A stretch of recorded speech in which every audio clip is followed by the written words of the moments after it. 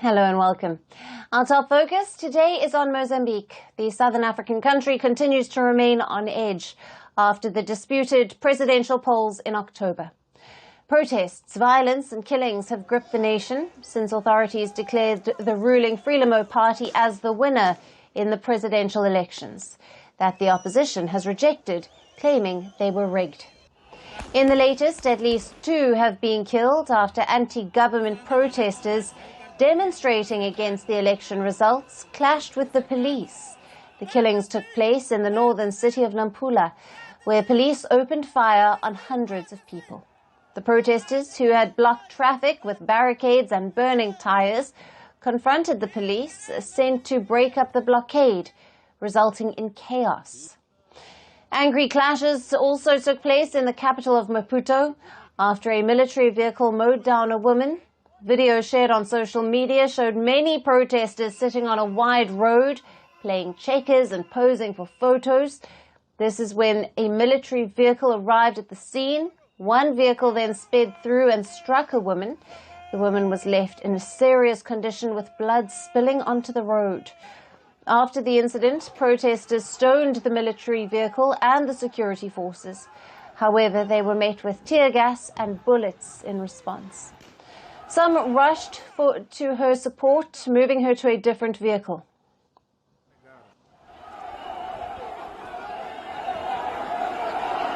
Polícia queria ajudar, negaram.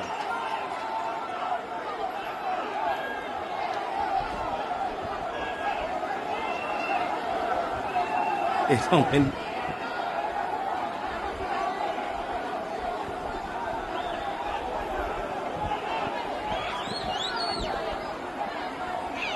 pronto, é isso que queriam. Bom, é bom. Mozambique's army later confirmed that its vehicle had struck a woman by accident. The army said that the vehicle was on a mission to clear roads blocked as a part of the demonstrations. It said it regretted the incident and that the victim was being treated in hospital. Rallies were also held in other parts of the capital of Maputo, where people are pressing with the demand of ending the long reign of the ruling Frelimo party.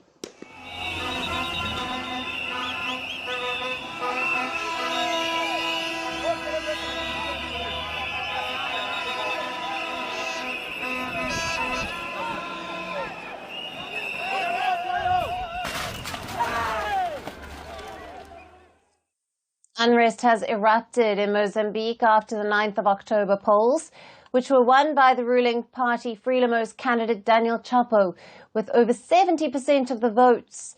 His victory extends Frelimo's 49-year-old reign.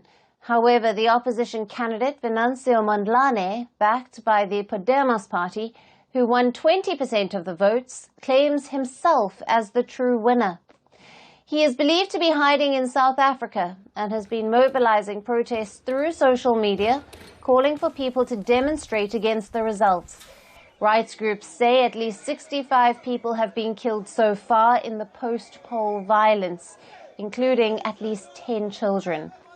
However, the outgoing president, Felipe Nyusi, who will step down in January, has put the death toll at 19. Nyusi has urged the opposition leader, Mondlane, to join talks on the deadly post-vote standoff. He met briefly with 3 other candidates in the disputed early October election on Tuesday.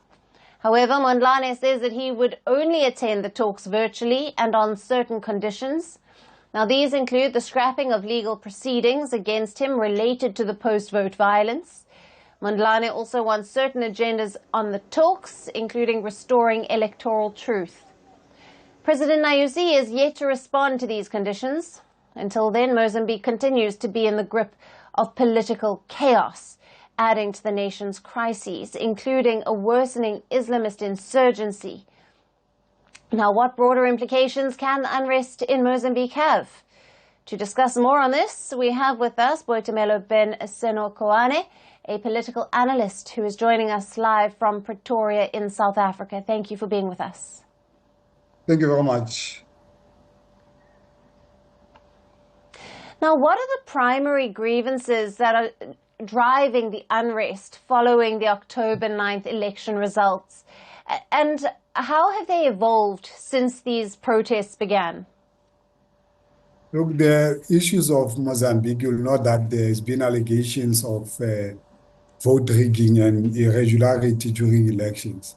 And by implication, this has led now to, possible human rights violations. So that's more or less where the situation is. And what role, if any, have external actors or regional dynamics played in either escalating or attempting to resolve the current situation in Mozambique?